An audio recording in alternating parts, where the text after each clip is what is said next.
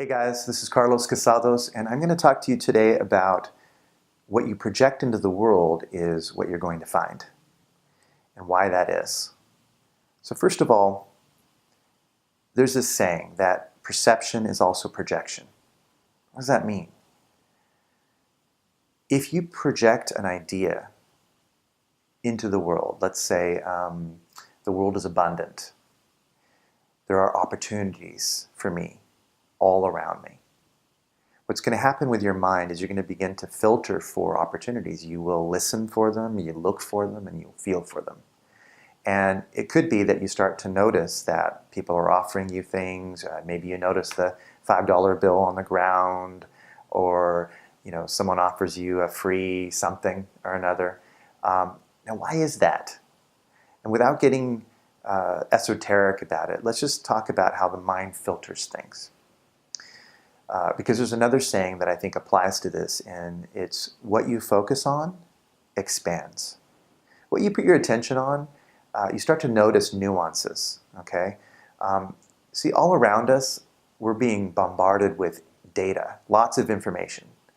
And our sensory apparatus can only pick up so much of it. So let's just say there are millions, if not billions, of bits of information that we're being showered with every second. But our eyes can only pick up a certain amount, our ears can only pick up a certain amount, our skin and our nervous system can pick up a certain amount. And then it's got to get interpreted and filtered through our brain and our mind. So your mindset's going to affect what you see. So I don't know which philosopher said this, but I think they were really dead on when they said that you don't really see the world as it is. You see the world as you are. For example, a dancer, when they walk into a room, will notice people's posture and the way they move. An artist may notice the picture on the wall, and so on. So these are filters that change what you look for. So if my mindset were negative, and I thought that people were always trying to get me and had ulterior motives, I might be really suspicious, and I might be projecting body language and facial expressions and voice tonality that kind of encourages that. And I'll be looking and waiting for that moment when someone tries something, or when it appears that they're trying to do something ulterior. And I will immediately interpret that as ulterior, whether it is or isn't. So it predisposes me towards experiencing that very thing that I'm holding in my mind. So perception is also projection. We have to remember that we're not really seeing the world as it is. We're seeing the world as we are. Human beings are essentially meaning-making organisms. We're always telling us some kind of a story about ourselves and our relationship with everyone and everything in it. So if we're not careful, we can have a story that leads us to poor results, less than positive results. But if you understand this, and you use the tools of mindset, you can actually change the story, change the filters, so that even no matter what happened in your past, even if you've had bad things, traumas or dramas or whatever, that you can change how you relate to those experiences, so that in the future you don't keep attracting the same thing. So you might wonder to yourself, if I keep running into the same problems over and over again, why is that? What story do I have around that topic?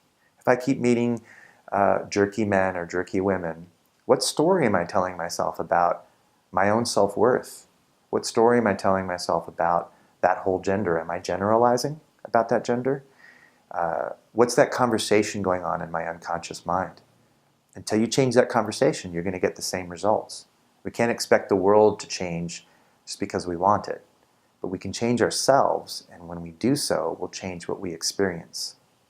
In psychology, they call this cognitive bias. So if you are looking for the changes going on in your life, the positive things, you'll tend to look for those things, and you'll attribute all the positive things toward that change, and it will in fact reinforce the changes after you've made them. So my advice to you is this: if you're working on yourself and you've made a strong decision about how you're going to change your attitude, think about focusing on what you want and start to look in the world for those very things that you want to see. Just literally tell yourself, how am I going to look for this change in my world today? How am I going to begin to make meaning out of the little things that happen and tell myself a story about how this really relates to the changes I've made. And in so doing, you'll make a positive change that will change your entire life. Thanks again.